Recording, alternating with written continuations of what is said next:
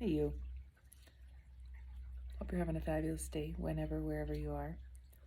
I want to talk to you about the things that bind us, that bind our very soul, that keep us small, that keep our voices silent, that keep us in habitual patterns, even when we want to break free or we don't know how to break free, or we, like, subtly over time, just like don't even know how to break free from. The bindweed that binds our self from connecting to our true desire and our intuition and our wisdom and our voices and our hearts, right? And it happens to every human. Every human has certain styles and types of bindweed. That bindweed is morning glory, that morning glory, but that binds the plant to the ground and eventually will overtake the whole plant and keeps it small and bound to the ground, and then just can slowly, subtly take over.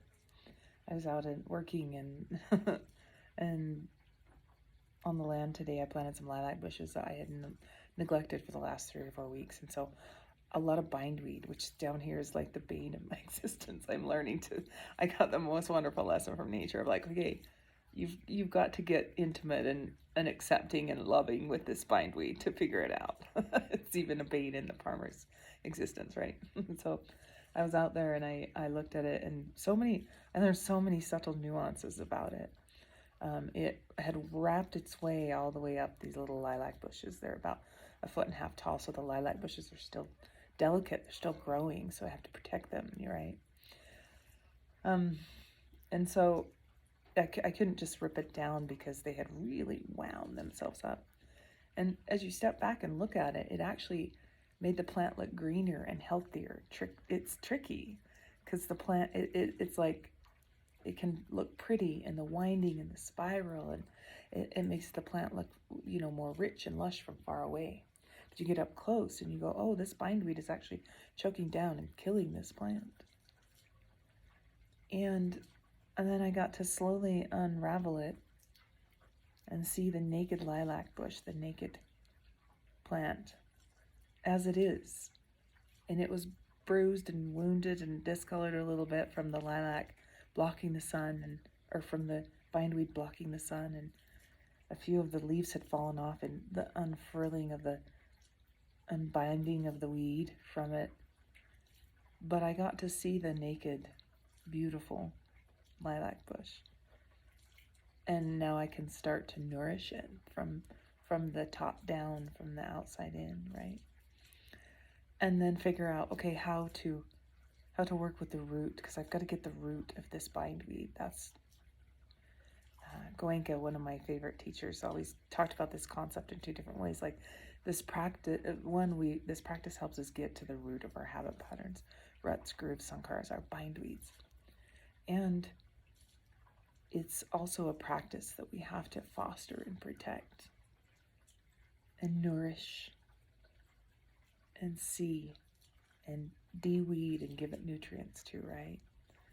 And so every day this practice is on the relative to this day. Can I just some way, somehow connect to it?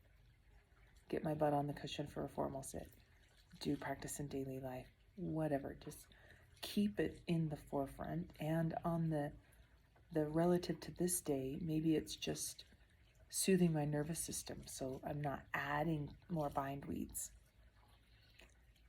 It's a shamatha binding or a loving kindness practice to be like, okay, it's just like, can I let the day of bindweeds unfurl? But it also is a subtle practice. I'm always telling you, subtle is significant. Every single day we're doing that. We're not adding to the bindweeds. And the information's coming down into the plant to be like, hang on, I'm coming for you. Hang on, I got your back. Hang on, I'm paying attention. I didn't drop this. And so every sit and every practice and every time we we commune with this practice of getting subtle with ourselves.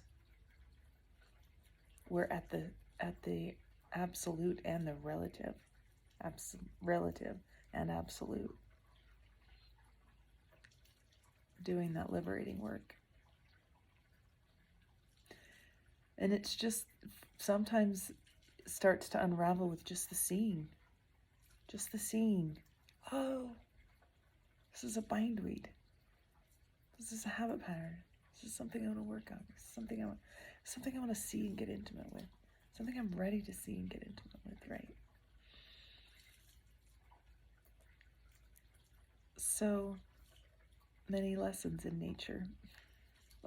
She's constantly teaching us if we open our eyes, just like this practice, if we open our eyes to the unfurling of our true essence, of our intuition, of our creativity. So, yeah. I don't know who that might help or who might have needed to hear that today, but I did. So I thought I might share it with you all. So have a fabulous day.